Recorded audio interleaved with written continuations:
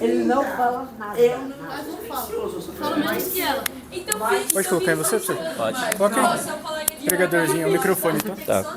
Pode colocar onde você quiser. Você fala alto ou baixo? Falo alto. Alto? Então coloca mais ou menos aqui, ó, assim, ó. Sabe, aqui não tem ninguém que fala fora de horário. Ah, isso é muito bom. Disciplina impecável. Ô, Silvia, eu preciso de alguém aqui mudando os slides pra mim. Eu vou. Tá? Ó. Meu Deus do céu. Marco César, O tamanho da Silvia comparando com o Marcos. sente e fica quieto.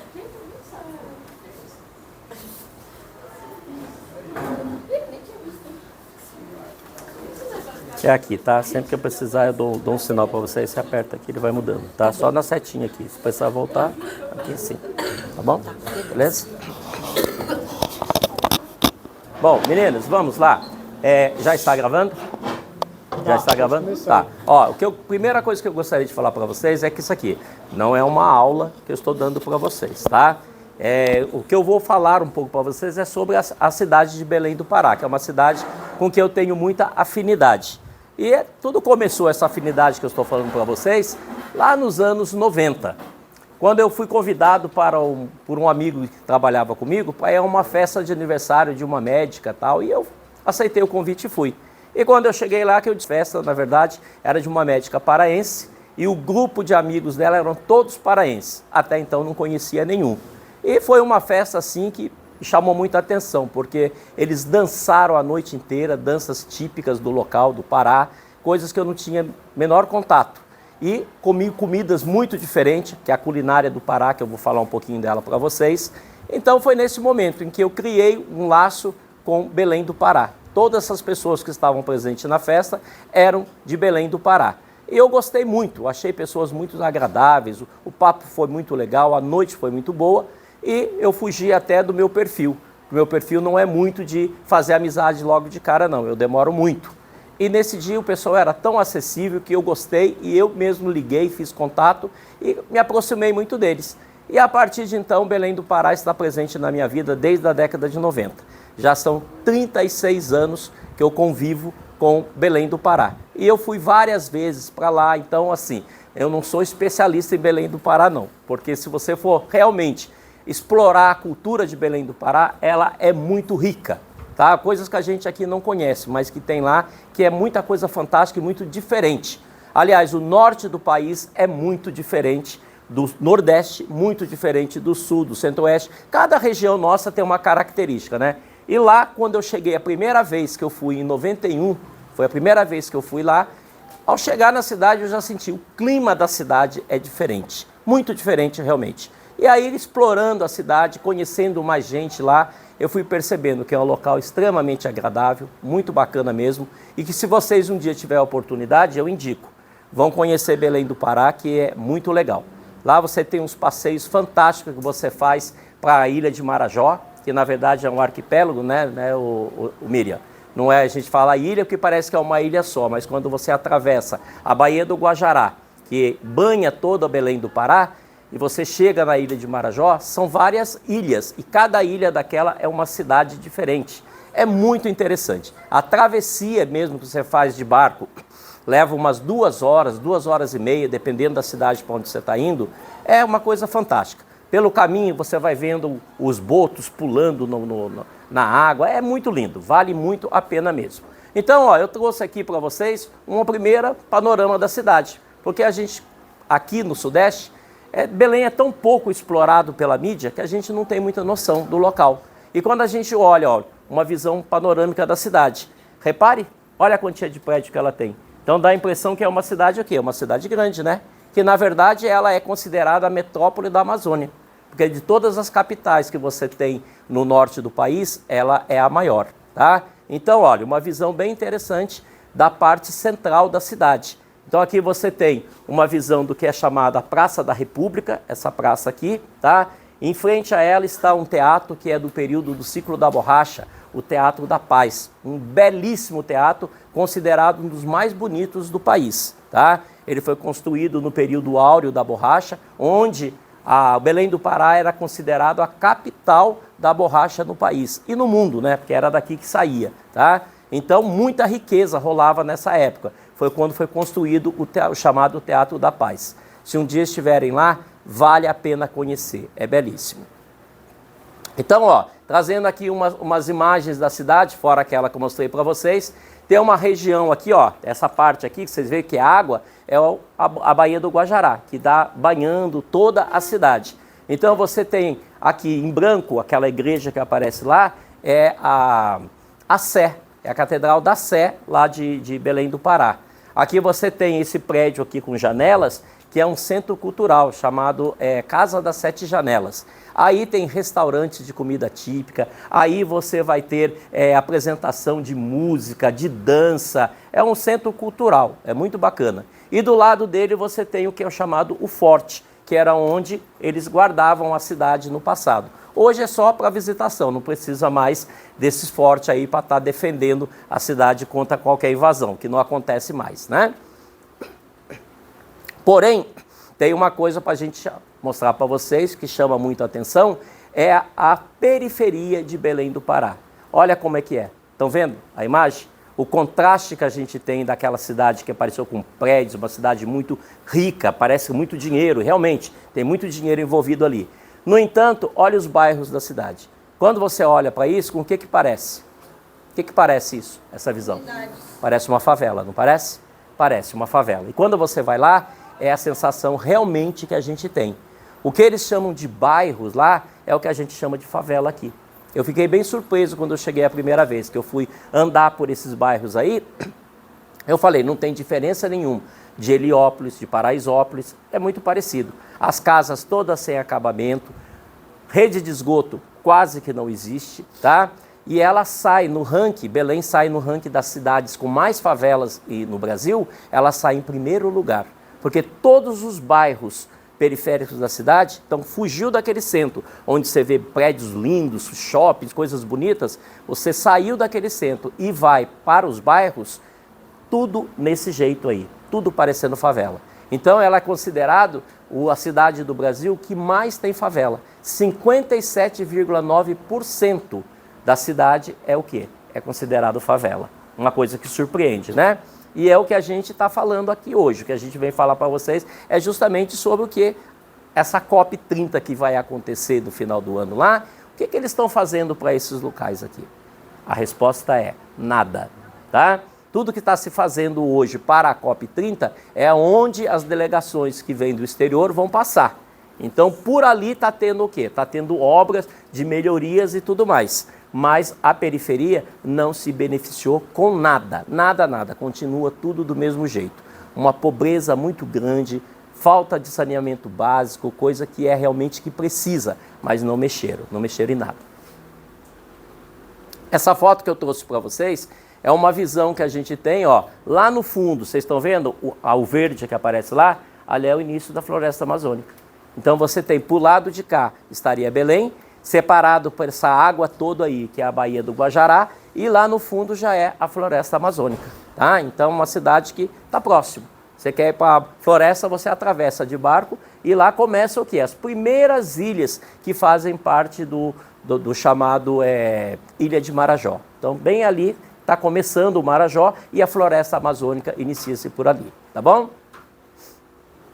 Bom, eu vou trazer agora para vocês, falar um pouco de que você, quando vai em Belém do Pará, pontos que são considerados pontos turísticos da cidade, que toda pessoa que visita Belém do Pará, obrigatoriamente, passa por esses locais. Um deles é o chamado Mercado do Ver-o-Peso. Alguém aqui já ouviu falar do Mercado do Ver-o-Peso? Tá? Ele é famoso, né? Bem famoso. É onde você, lá em Belém, chegou, você, obrigatoriamente, as pessoas vão querer levar você para esse local. Ó, de antemão já vou falando. O que ele tem de belo aí? Essa estrutura, que é uma estrutura que veio da Alemanha, toda montada, tipo a Estação da Luz aqui em São Paulo, né? Que veio de fora também, ela toda pré-montada e...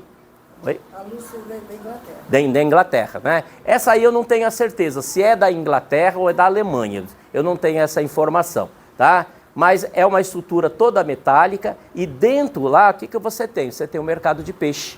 Os peixes da Amazônia que não são peixes pequenos, não. São peixes, quando a gente fala, não é esses peixinhos que a gente costuma ver por aqui, não. São peixes gigantes, umas coisas assim que você entra e fala, não é possível que exista isso. Enormes, os peixes que vêm de lá, tá bom? Então, assim, pro lado de fora dele, ó, se você dá uma olhadinha, você tem aqui essa parte com os toldos brancos, que é extensão do mercado. Então, você tem a feira, onde vende de tudo. Se você pedir a mãe empalhada, é capaz que você encontre lá. Tudo que você imaginar, você encontra nessa feira aí. Então, tudo e todo esse complexo, ele constitui o chamado mercado do ver-o-peso. Essa parte metálica em azul, né, que é o mercado de peixe, e por fora onde você vai encontrar de tudo. Aí tem camarão, aí tem açaí, tudo quanto é tipo de garrafada que eles fazem, que é para curar qualquer doença, com ervas da Amazônia, que lá eles acreditam muito nisso, né? O poder das ervas, que realmente a gente sabe que tem poder realmente, tá? Você encontra aí. É interessante. É um local gostoso de andar? Não, não é. Ele é um pouco sujo, é muito tumultuado, muita gente, mas é um ponto turístico. A gente não tem como deixar de visitar quando vai em Belém do Pará, tá? Ó, próximo slide, pode mudar. É uma visão interna dele, ó. Tá vendo que ele é todo feito de metal, toda essa estrutura metálica, tá? Mais um, Silvio. Ó, eu trouxe aí essa imagem que eu consegui na internet para vocês, onde tem aqui um pirarucu, o famoso pirarucu da Amazônia. Tá ele aí, ó. Então, os peixes são muito grandes, realmente. É fantástico. Para a gente entrar e ver essas variedades de peixe que tem na Amazônia, realmente a gente fica encantado. A coisa é bonita de se ver, tá? Próximo. Ó, essa aqui eu trouxe uma imagem daquilo que eu falei para vocês, das garrafadas que eles têm lá. Então, meu filho, é um movimento de gente atrás disso aí, que aí tem solução para tudo, até para impotência sexual, tá? Tem. Eles usam lá, por exemplo, a menina está querendo conquistar um rapaz. Eu vou contar essa história para vocês, é verídica, tá? A menina está querendo conquistar um rapaz, mas está com dificuldade. Ela vai lá e compra uma dessas garrafinhas aí, onde eles colocam a genitália da bota. Vocês sabem o que é genitália, né? O órgão sexual da bota. Eles vão lá, cortam e colocam dentro da garrafa e colocam ela dentro de um líquido lá, que eu não sei que líquido que é aquilo, e vende. A menina passa aquilo no corpo e é garantido. Dentro de pouco tempo o menino vai estar apaixonado por ela. Até isso você encontra lá. Então quando eu falo, você encontra de tudo, tá? Tá com dor de garganta? Tem remédio para dor de garganta. Tá com dor na ponta do pé? Tá com unha encravada? Qualquer coisa. Você chega lá e é muito, gente. Isso é uma foto só, mas se você anda lá no Mercado Ver-o-Peso, são assim uma avenida inteira, cheinho dessas garrafinhas, de tudo quanto é remédio natural, tá? E tem uns realmente que eu já experimentei e é muito bom. Tem lá um tal de óleo de andiroba, que é uma palmeira que tem na Amazônia, que é fantástico para inflamação. Você pega aquele óleo, tá com o braço, tá inflamado aqui, deu uma distensão, qualquer coisa. Você passa aquilo, olha, o efeito é fantástico e natural, né? Um remédio puramente natural.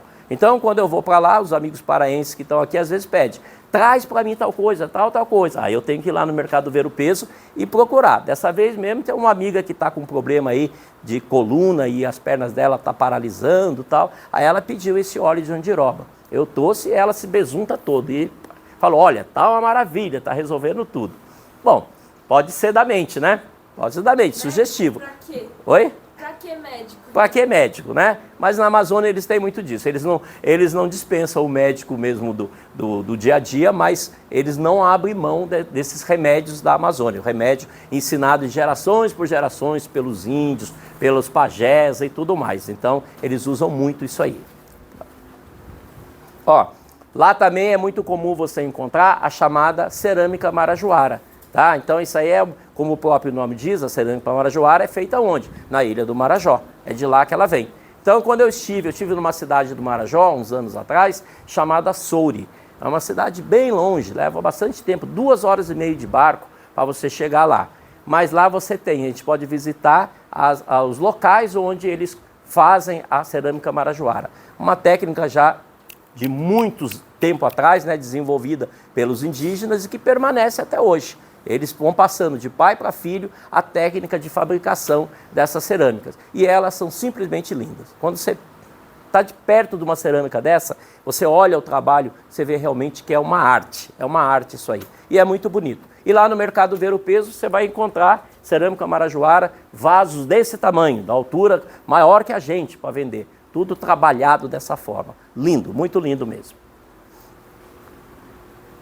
Tá. Alguém sabe o que é isso aí? É o açaí. A gente está acostumado a ver o açaí aqui em São Paulo, já num potinho cremoso, né? Que na verdade o que a gente usa aqui como açaí, eles consideram lá como sendo o quê? O açaí, ele é uma palmeira, onde ele dá... Mais para frente a gente vai ter umas fotos aí da palmeira com o cacho de açaí, mas quando você colhe, ele parece uma jabuticaba, né? Tá parecendo jabuticaba isso aí, mas não tem nada a ver com jabuticaba, tá? Ele tem um caroço e ele é recoberto com uma camada bem fina, que é o que a gente usa, que a gente consome. Então eles têm uma máquina lá que eles batem o açaí. E acontece o seguinte, o açaí, quando eles batem essas frutinhas aí e sai o açaí realmente, o que fica de sujeira dentro da máquina, eles jogam uma água para lavar. Eles falam que o açaí que a gente usa aqui é aquela água. Não é o açaí realmente não, porque se você experimentar o açaí vindo lá do Pará mesmo, da forma que ele vem, sem estar diluído com água, com nada, o gosto é totalmente diferente. Acho que você já conhece, né, Rafael? Já conhece o açaí que vem de lá, né? Que eu sei que o pai do Rafael, ele é de Rondônia, não é isso? Rondônia. E a comida lá em Rondônia é praticamente os mesmos pratos típicos que tem em Belém, existe lá também. Eles têm um consumo também de açaí muito grande lá. E aqui em São Paulo tem restaurantes de comida típica paraense, onde você vai e pode experimentar o açaí realmente como ele é. E não essa que é chamado de água suja de açaí que a gente consome, tá? Mas é o nosso gosto. Eu tenho certeza, se vocês experimentarem o açaí realmente natural de lá, a princípio vocês não vão gostar. Ele tem um pouco gosto de terra, é uma coisa meio diferente. Mas vale a pena também experimentar. Pro próximo. Ó, aí tá mais uma foto aqui do Mercado Ver o Peso, na parte de fora lá, onde eu coloquei essa foto só para vocês verem aí a quantidade de camarão que você encontra. É muito, gente. É muito, é uma loucura. Você olha assim, some de vista. Tudo quanto é tipo, tamanho de camarão, é uma coisa de louco, tá? Então, é muito camarão realmente. O consumo lá é muito grande. É muito engraçado que aqui a gente está acostumado que o camarão é uma comida cara, né? Ela não é barata. E eu lembro a primeira vez que eu fui em Belém, a mãe de um colega meu ficou toda nervosa. Ah, você está trazendo um paulista aqui. Paulista é assim, né? É um cara chato e tudo mais. Paulista chegando aqui, eu não tenho nada para oferecer, só tenho camarão. Eu falei, tá, então tá, né? Então tá bom, só tem camarão. Pra gente, camarão é uma comida cara, né? E foi realmente muito camarão que ela me serviu. Morrendo de vergonha, porque era uma comida muito simples. Para eles é uma comida que eles comem assim com muita facilidade, porque tem muita abundância de camarão por lá, tá?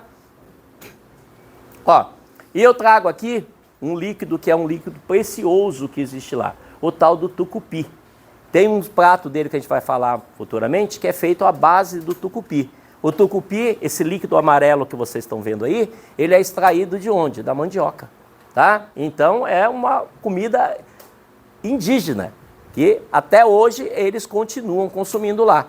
E uma mãe de um colega veio uma vez, ficou hospedado na minha casa e ela tirou o tucupi aqui para mim. O processo é fantástico. Rala a mandioca, depois pega aquela mandioca, coloca ela de molho em água e depois eles têm um aparelho chamado tipiti, que é indígena também, onde eles colocam aquela massa, rala ela, coloca a massa da mandioca lá dentro e eles vão espremendo e vai saindo esse líquido aí. É muito bom, é gostoso, o gosto dele é forte, sabe? E hoje em dia a culinária internacional já colocou o tucupi no top das comidas aí do mundo. Um prato que é feito lá, que a gente vai mostrar aí para vocês, o tal do tacacá, que é usado o tucupi para confeccioná-lo, tá bom? Bom, a gente mudando agora de local, um outro local que é muito legal de se encontrar lá é a tal da Estação das Docas. O que é a Estação da Doca? É um antigo local do Porto de Belém que tinha uns galpões que eram abandonados, ninguém mais usava aquilo ali. Então, onde guardava um monte de contêiner, era um local assim bem feio, como costuma ser os portos, né? A região portuária de qualquer cidade. Então, o prefeito lá teve uma ideia, transformar isso aí num local de lazer. E foi o que ele fez. Ele manteve, ó, tá vendo esses guindastes que estão aí? Eram os guindastes dos portos. Eles mantiveram isso aí e pegaram toda a estrutura que era o galpão e transformaram isso aí num local muito agradável. Você tem pro lado de fora muitos bares. São bares com música lá dentro, que você pro lado de fora, você fica de frente para a floresta amazônica, você está sentado num bar, tomando sua bebida do happy hour e olhando para a floresta amazônica do outro lado, tá? É muito legal. Você vê o pôr do sol nesse local aí, fantástico. Só que é um local já feito mais para turista. O povo local quase que não tem acesso, porque é caro. É um local caro. Mas quando a gente fala que é um local caro, a gente que é de São Paulo, a gente faz um comparativo.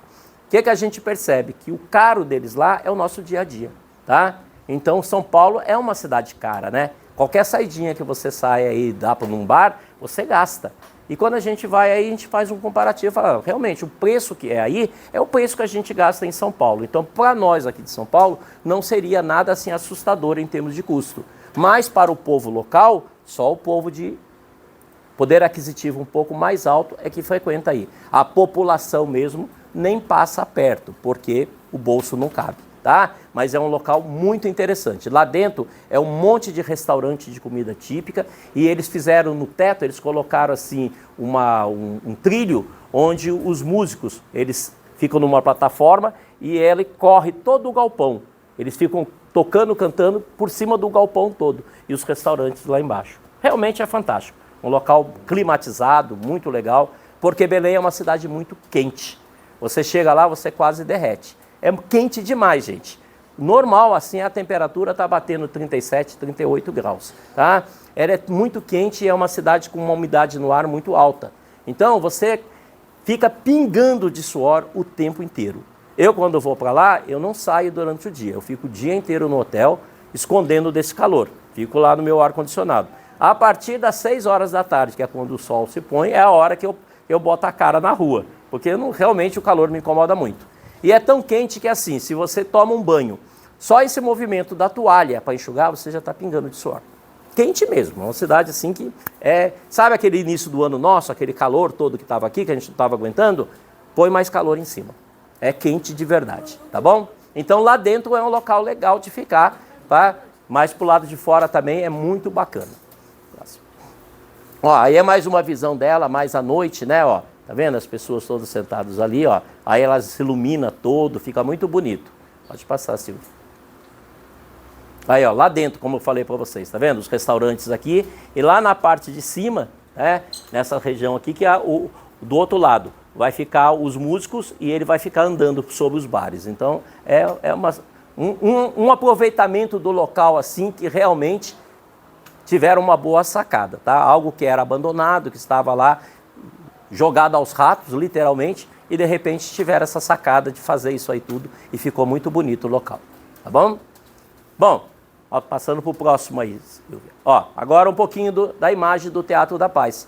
Logo no início eu falei do Teatro da Paz para vocês, um teatro assim que quando você faz uma visitação guiada, é muito legal. A quantidade de informação que eles passam para a gente.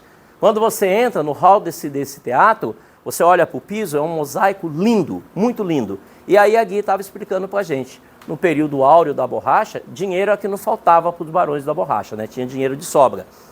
Eles mandaram tudo que está aí, ele foi inspirado num teatro de Milão, tá? E aí tudo que veio para a construção dele, veio do exterior também. Então, no hall, quando você olha aquele mosaico, ele foi colado pedrinha por pedrinha com gordura de baleia, né? Pensou? O dinheiro que investiram nisso aí é simplesmente fantástico. Uma passadinha. Isso aí é a visão dele durante o dia, tá?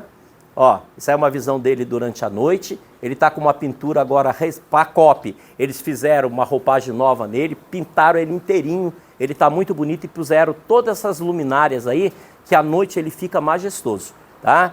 A gente não tem muito assim esse cuidado com os patrimônios nossos aqui no Brasil, né? A coisa fica meio jogada. Quando a gente anda pela Europa, é comum você ver os teatros de lá todo com essas iluminações à noite, o que dá assim um glamour. Eles fizeram isso lá para a COP30. Então, como vai receber gente do mundo todo, eles deram essa roupagem nova para o teatro à noite. Uma belíssima iluminação, ele chama a atenção realmente, tá? Ó, isso aí é o interior dele. Tá? Tem uma particularidade aí que eu achei muito interessante, porque ele foi construído num período onde ainda não existia. Foi 1800, ele é de 1878, tá? Então, uma época que ainda não tinha ar-condicionado. Tá? Então, imagina o calor que deveria sair dentro. Aí eles tiveram uma solução. Quando eu visitei, eu estava andando lá pelas cadeiras, eu reparei que cada cadeira você tinha o quê? Uma tampinha de metal, assim no chão. Aí eu perguntei para a guia, o que significa essas tampas de metal aí? Aí ela me explicou, era como eles faziam para o ambiente ficar mais fresquinho. Aquela tampa de metal, na verdade você abre, é um buraco onde eles colocavam gelo. Então eles enchiam, tinha espetáculo, eles colocavam gelo em todos aqueles buraquinhos do teatro. E com isso refrescava o ambiente. Uma solução bem legal, né? Bem engenhosa. Mas ele é belíssimo. Aquele lustre que ele tem, que está no teto lá, gente, é lindo, lindo, lindo. Inclusive tem um livro de física que fala de eletricidade, que eles trazem aquele lustre lá na capa do livro. Tão lindo que ele é. Ele assim, é uma obra-prima esse teatro. Vale muito a pena conhecer quando vocês tiverem a oportunidade de estar por lá, tá bom? Ó, agora a gente vai falar um pouquinho da Basílica da Nossa Senhora de Nazaré. É um outro ponto, assim, forte da cidade de Belém do Pará, tá? Não sei se vocês sabem, já ouviram falar do Círio de Nossa Senhora de Nazaré? Tá? É uma procissão que acontece no segundo domingo do mês de outubro. Ela é considerada uma das maiores procissões do mundo, tá? Da Igreja Católica, ela é a maior. Ela chega a reunir 2 milhões de pessoas na rua. É uma coisa de louco, tá? A Nossa Senhora de Nazaré, que é a padroeira de Belém, ela é assim, quase todos os paraenses têm uma veneração pela santa. Então, essa basílica aí é um xodó deles, tá? Um xodó realmente. E eu visitei essa basílica, ela também está em reforma por dentro por causa da COP. Então, aquilo que a gente estava falando no início. Tudo que vai ser visitado pelas pessoas que vêm de fora, eles estão lançando a mão e estão reformando. Tem que mostrar que tem coisa legal lá, só a periferia que não. Lá não, tá bom? Dá mais uma passadinha. Tem mais umas imagens dela, ó. Isso é o interior dela, tá? Ali em cima você tem o nicho onde a imagem está colocada. Aquela imagem não sai dali, em hipótese alguma, mesmo na procissão. Pode dar uma passadinha. Ó, essa é a imagem de Nossa Senhora de Nazaré.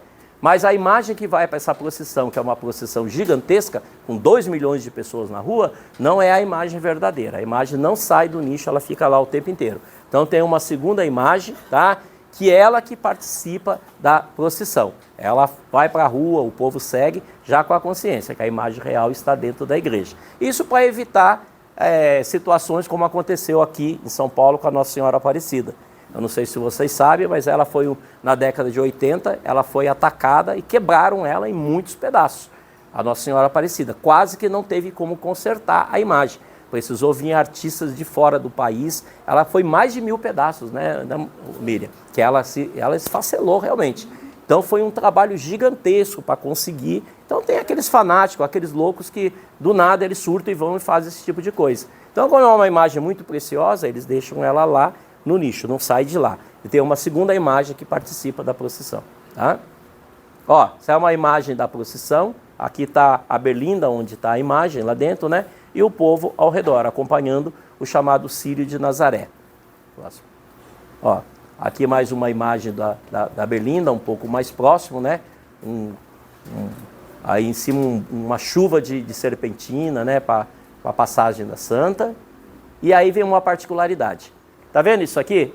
É a corda que faz parte do Círio de Nazaré. Então é uma corda que é usada por quem? Já viram a grossura dessa corda? Ela é usada na marinha.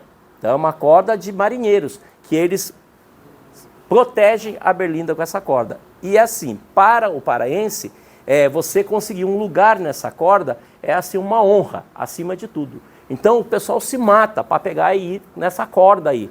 Se matam literalmente. E só para vocês terem uma noção, o café deles é tão grande, é tão louca a coisa deles quererem estar ali na corda, que eles chegam a arrebentar essa corda.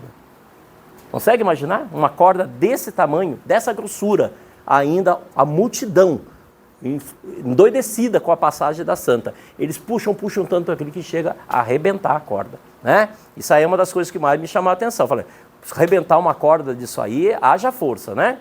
Haja força. E força é física, tá? Ano que vem vocês pegam isso. Vamos aproveitar, né? Ó, aí tá uma outra imagem que eu coloquei do Círio de Nazaré, que reúne 2 milhões de pessoas. Olha, isso aqui é só um pedacinho da cidade. Olha a massa. É uma multidão, é uma coisa de louco.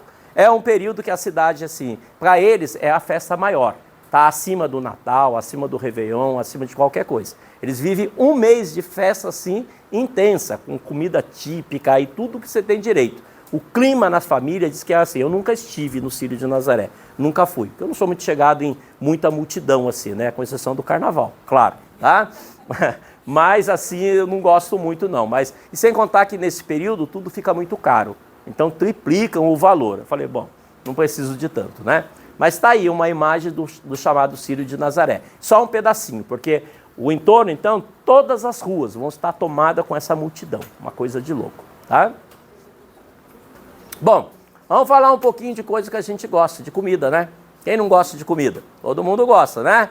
As comidas típicas do Pará, os pratos típicos que tem lá. Vamos ver se vocês conhecem alguns aí. Pode passar, Silvia. Ó, esse aí é o famoso vatapá paraense, que é diferente do vatapá baiano. Totalmente diferente, não tem nada a ver. Alguém aqui já experimentou o vatapá baiano? Já experimentou? Já? Então, o vatapá baiano eles fazem com pão, né? Eles usam o pão para poder fazer o vatapá. Ali eles põem amendoim, põem castanha. Esse não. Esse não tem nada a ver. Não é usado pão, é farinha de trigo mesmo que faz. E é só camarão e mais nada. Eu prefiro esse aí, sinceramente. Tá? Eu já comi os dois. Eu acho isso aí mais leve. Ele é bem mais leve, saboroso, extremamente saboroso. Bom, você não conhece, Rafael? Não? Não conhece o vatapá? Então, próximo. Ó, você lembra da música da Joelma? Ah, vocês sabiam que era isso? Que ela falava na música? Vocês sabiam que era uma comida? Tá. A Joelma é do Pará, ela é de Belém do Pará. Tá? Aliás, eu conheci a Joelma num período que ela ainda nem era famosa. Tá? Ela estava começando a carreira dela aqui, veio para São Paulo com um grupo que ela fazia parte, chamado Fazendo Arte. Ela não é loira, tá? Para quem pensa que ela é loira, ela não é loira. Ela tem cabelo preto, ela é uma paraense. Paraense é descendente de índio, né?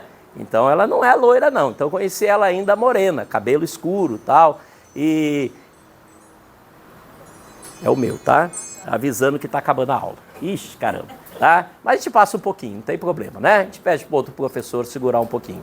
Então, voltando a falar da Joelma, eu conheci a Joelma, ela estava assim num grupo, assim, maior dificuldade em São Paulo, bem pobre ainda, tá? E uma amiga minha que hospedou o grupo na casa dela lá, deu comida, deu guarida para eles mesmo aí. E aí, perto da Estação Vergueiro, tem um bar ali que eles iam fazer um showzinho lá. E aí nós, amigos aqui em São Paulo, os paraenses, e mais eu, que sou o único não paraense na turma, nós resolvemos dar uma força para ela. E nós fomos ao show dela, pagamos a entrada, tudo. E tínhamos só nós, eram umas 20 pessoas no show da Joelma.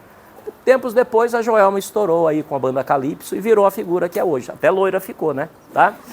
Então, e aí ela canta na música, ela fala no tacacá, que é essa comida aqui que está colocada agora. Ele, na verdade, é tipo é mais considerado como se fosse uma bebida. Então, ele é servido numa cuia, onde se usa o líquido amarelo que está ali, que é o tucupi, que a gente falou lá no início para vocês, que é tirado da mandioca. Aí, no fundo, eles fazem uma goma. É uma goma feita de amido, que fica no fundo. Em cima, o líquido. Tem uma folha que é colocada no meio, que é o chamado jambu.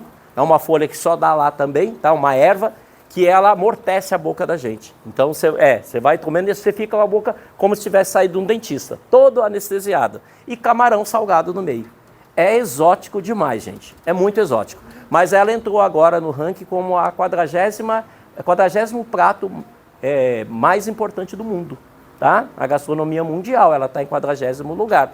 Entre as 80 melhores pratos do mundo, o tacacá está em 40º lugar. Então, vale a pena conhecer. Em São Paulo você tem para comprar, tá? Tem restaurante aqui, típico do Pará, que você vai lá e você tem a oportunidade de experimentar o tacacá. A princípio, você experimenta e não gosta. Ele é muito forte, muito estranho, é puramente indígena isso aí é herança dos índios mesmo, tá? Aí você começa a tomar, com o tempo, fica até viciado. Eu já sou viciado, que só de pensar a boca já fica pedindo, já dá vontade. Que é bom, é gostoso sim, tá? Próximo. Ó, outro prato importante dele lá, a maniçoba. Essa você conhece. Conhece, né? Eu sei que seu pai gosta de maniçoba. Tipo, é como se fosse uma feijoada. É exatamente. Por 7 dias. Exatamente. A maniçoba, ela também é uma comida indígena, tá? E ela, assim, como ela falou aqui, ela parece uma feijoada. Todos os ingredientes que se põem numa feijoada, se põe aí também. Só que no lugar do feijão, o que eles usam? Usam a tal da maniva. Maniva é a folha da mandioca, só que não é a mandioca comum que a gente come, não. É a mandioca brava. É uma mandioca que se você comer aquela folha in natura, você morre. Ela é venenosa. Então, você tem que fazer esse veneno desaparecer. Por isso, ela é cozida durante 7 dias. Então, é um prato artesanal mesmo. Leva muito tempo. E a pessoa tem que saber fazer. Então, 7 dias cozinhando, cozinhando, cozinhando, até você poder consumir. É muito diferente. É bom? É bom. Mas é bom depois que você acostuma também. Ela tem uma aparência horrorosa, né? Quando você olha aqui, juro, parece um cocô de vaca. Parece que você põe no prato assim, falando que é feio, é feio. Mas quando você vai experimentar, é muito diferente. Vale a pena conhecer também a tal da maniçoba. Na Bahia também tem. Bahia também eles comem a maniçoba, né? Ó, outro prato típico deles lá é o famoso pato no tucupi. É o pato quen-quen mesmo, tá? Que é feito no líquido amarelo de novo, o tucupi, e a folha verde aqui aparece melhor, ó. Aquela folha verde ali que é o tal do jambu, que amortece a boca da gente. Também é muito gostoso esse prato. E eles adoram. O pato é assado. Primeiro você assa o pato e depois você mergulha ele nesse líquido que é o tucupi, junto com as folhas que é o jambu, e cozinha por mais tempo. E aí forma-se o prato, que é muito bom. Silvia.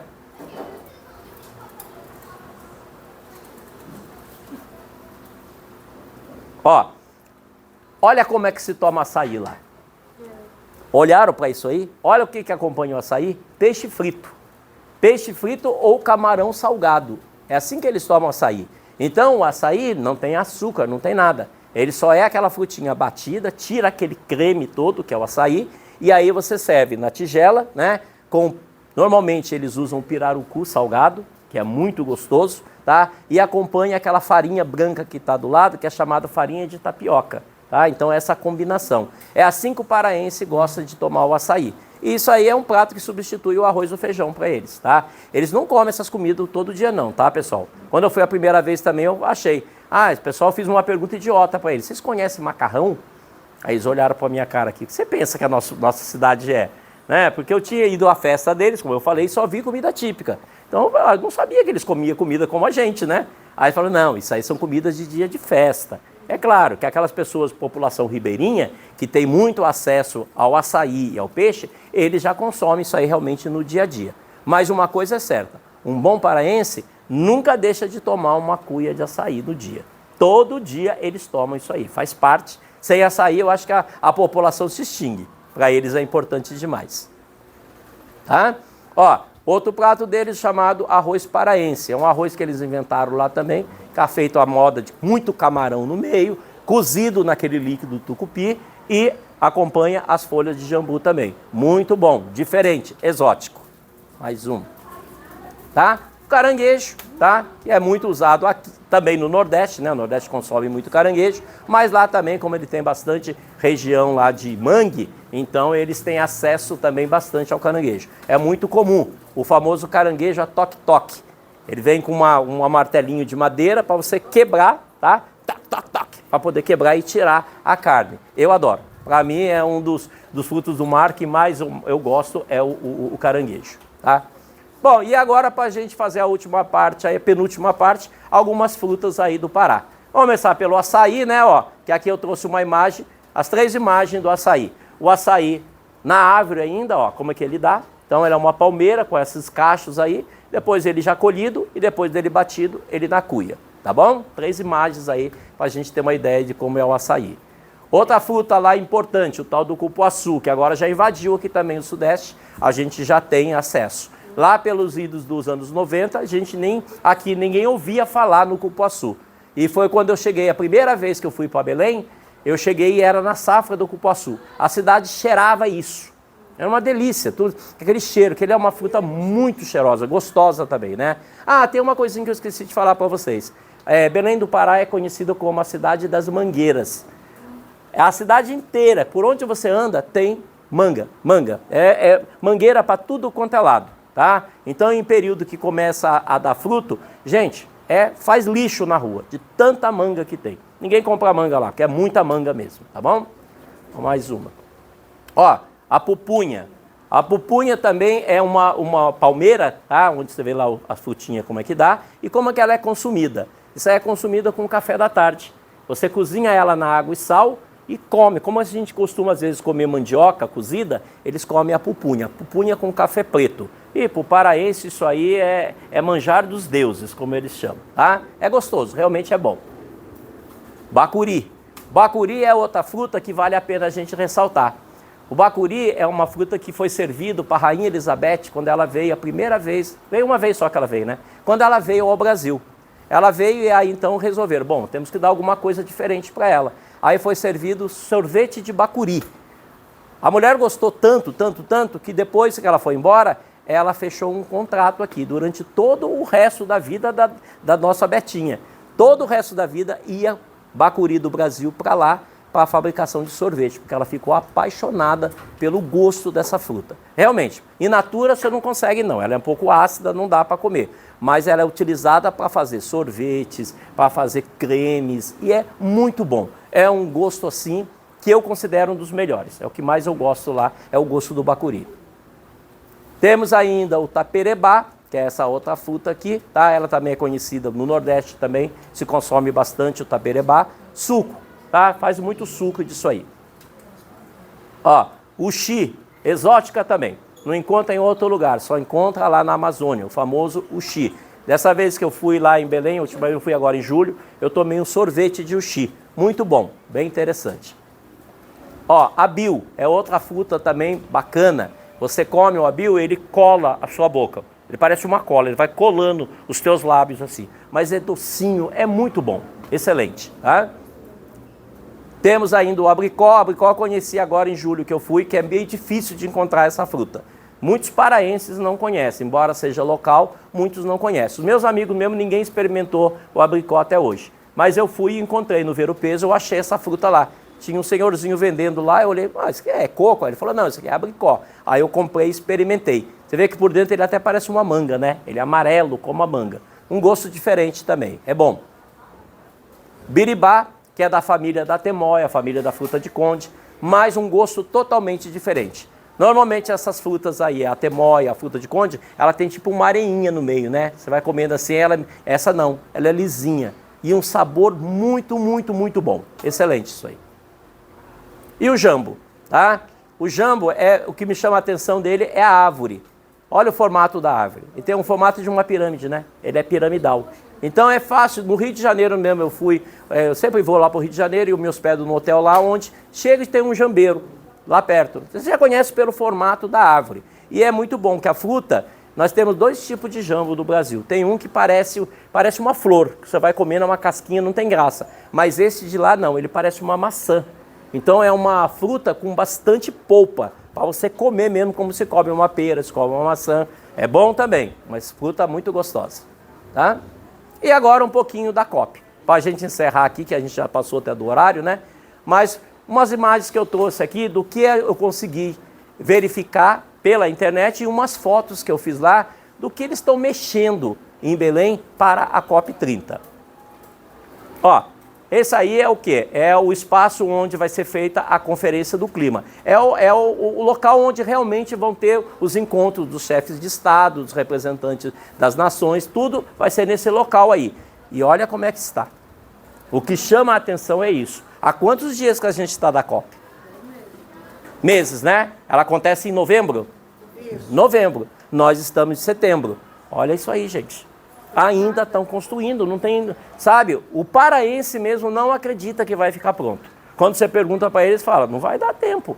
O projeto concluído, como deveria, como está no papel, não vai dar tempo. O que se sabe é que eles já estão fazendo o quê? Estão dando uma acochambrada nas construções lá, se adaptando para dar tempo. Mas sabe quanto já foi gasto nisso aí? Até maio, 7 bilhões. Fora que surrupiar. 7 bilhões. Então, é muito dinheiro, né? Quando a gente vê... Que tenha tido muito desvio de recursos. Com certeza. Tá? Quando a gente ouve falar em qualquer desses eventos muito grandes acontecendo no Brasil, a gente já fica preocupado com isso, né? Porque geralmente vem um orçamento, apresenta-se um orçamento, mas uma parte já é tirada. Não estou afirmando que é, mas dá a impressão, né? Ó, mais uma foto aí pra gente. Ó, essa aí é o que eu vi de mais adiantado lá, é essa região aí que é chamada de Doca de São Francisco. Nas laterais é onde acontecia antigamente o carnaval do desfile de escola de samba lá de Belém do Pará, tá? É uma região nobre, dá para perceber, tá? Então, sendo região nobre, claro, eles começaram a investir nisso aí, arrumando, mas assim, para a utilização da COP, nada a ver. É só para o turista passar por aí e dar uma olhadinha e verificar, ó, que lugar bonito e tudo mais, entendeu? Então, é claro, já se sabe que eles vão fazer um percurso em que o turista não vai passar perto das periferias. Ele vai desviar para poder chegar no centro e pelo caminho ele só vê coisa bonita. A parte realmente pobre da cidade, isso eles não vão enxergar, tá? Ó, isso aí me chamou muito a atenção, que é o seguinte, dá uma passadinha no próximo. Vê que lá que é Porto Futuro 2, tá vendo aquilo lá? É a continuação daquela docas que eu falei do início para vocês, onde tem os bares e tudo mais. Então tinha 2 galpões que eles usavam lá para colocar os contêineres. Um foi feito o quê? Foi feito já há muitos anos, que foi feita a estação das docas. E esse outro estava abandonado. Eles resolveram transformar isso aí num hotel, mas um hotel muito luxuoso para a COP30, tá? Até cassino ia ter aí dentro. O projeto até cassino. Uma coisa que me chamou a atenção. Cassino é permitido no Brasil? Não, né? Cassino é proibido no Brasil, mas no projeto até cassino tinha aí. Mas, gente, dá uma olhada. Eu fotografei isso aqui em julho. Em julho. Olha aí. Tá assim. Desse jeito. Vai sair um hotel 6 estrelas aí? Acho que não, né? Acho que não. Então... Pois é. Tá desse estado aí. Tá? Ó, esse aí é um outro ponto ali que eles estão, é um prédio que pertencia à Receita Federal e ele pegou fogo há 10 anos atrás. Então ele estava o quê? Totalmente desativado. Aí eles resolveram transformar isso aí num hotel para a COP30. Ele está em obra, realmente ele está em obra. Vai ficar pronto? Também não sei. Só sei que eles estão reformando esse antigo prédio da Receita Federal, fica na Avenida Presidente Vargas, está bem do lado do Teatro da Paz, um local bem nobre, e deveria ser um hotel. Se vai ficar pronto a gente não sabe, tá bom? Ah, isso aí, de novo, a Torre do Ver o Peso, que é também onde eles estão mexendo para a COP. Como o Ver o Peso, embora seja um local meio sujo e tudo mais, mas é um local onde quem vai para Belém obrigatoriamente visita. Então eles estão refazendo todo o piso. Você vê que ali você tem o quê? Umas placas de obra. Então o piso, ó, era tudo quebrado, eram umas calçadas muito feias. Eles tiraram toda a calçada, estão fazendo ela toda de bloquete. Tá ficando bonito, um piso realmente bonito. Mas é mais uma ação que eles estão fazendo lá em Belém para a COP30. A reforma aí do mercado do ver o peso. Tá bom? Aí é o aeroporto. Lá eles têm um aeroporto em Belém, o chamado aeroporto Valdecans, que é um aeroporto pequeno, pequeno porte, mas que é um aeroporto internacional, tem voos internacionais. E eles estão fazendo uma reforma bem grande lá, então essa aqui é para o lado de fora dele, ó. Você vê que está tudo fechado, está um caos, realmente o aeroporto é um caos. Juro que eu cheguei lá e falei, era melhor ter vindo de ônibus, porque se virar nisso aí, nossa, tá difícil pra caramba. Mais uma pra gente, tá? Ó, internamente, ó, dá para vocês verificar que está tudo, ó, cheio de vigas, tudo de sustentação. Virou o aeroporto, virou o quê? Virou um corredor para você andar, porque o resto dele está todo interditado para obras, tá bom? Aí, lá dentro da Basílica de Nossa Senhora de Nazaré, também, ó, as obras acontecendo. Estão restaurando, fazendo um monte de obra, porque o povo também vai passar por lá, tá? Ó, aqui é onde está a imagem, tá? E a imagem eu nem consegui ver dessa vez. Ela está atrás, ó, de um monte de andaimes aí, a reforma. Tudo em reforma, tá bom? Não sei se tem mais. Terminou? É o último? Então, meninos, é isso que eu tinha para apresentar para vocês do que eu conheço de Belém do Pará. De novo, isso aqui não é uma aula sobre Belém do Pará, que eu não sou especialista nisso. Trouxe apenas para vocês aí algumas curiosidades, coisas que eu acho interessante. E assim, é tudo? Não. Se a gente fosse continuar, precisava de mais umas 2 aulas aí, que a gente nem entrou no folclore deles, né? As danças. Belém do Pará, Pará em si, né? Pode ir? No Pará nós temos as danças típicas. Inclusive a Miriam até pediu para arrumar para elas aí alguns carimbós, que é uma dança, uma das músicas mais tradicionais que tem em Belém do Pará. Lá eles têm o ritmo do carimbó, o siriá, eles têm lá o brega, o tecnobrega, e são muitos estilos de música, tá? Então eu ainda vou arrumar para a Miriam aí uns carimbós. A gente poderia ter trazido aí algumas imagens, até filme mesmo deles dançando. Mas vocês podem procurar isso na internet, que vocês vão encontrar que tem bastante coisa, tá bom? Mas é isso aí. Então espero que vocês tenham conhecido a cidade e despertado a curiosidade de vocês. E falo, vale a pena conhecer, tá? Quando começarem as viagens pelo Brasil afora aí, pelo mundo, eu recomendo dar uma passadinha por Belém do Pará, que tem muita coisa legal para se fazer lá. É isso aí, moçada. Obrigado pela atenção. Obrigado. Foi uma aula ou não foi? Foi mal. Eu tô assim, muito obrigada. Foi maravilhoso. Maravilhoso. Muito obrigada mesmo. Valeu, Silvia. Deixa eu Ó. parar aqui. Tá. Isso aí é o nosso trabalho. É o nosso trabalho. Espero ter contribuído com o trabalho de vocês. Agora deixa eu voltar para a minha aula, porque é aluno carente de aula de física.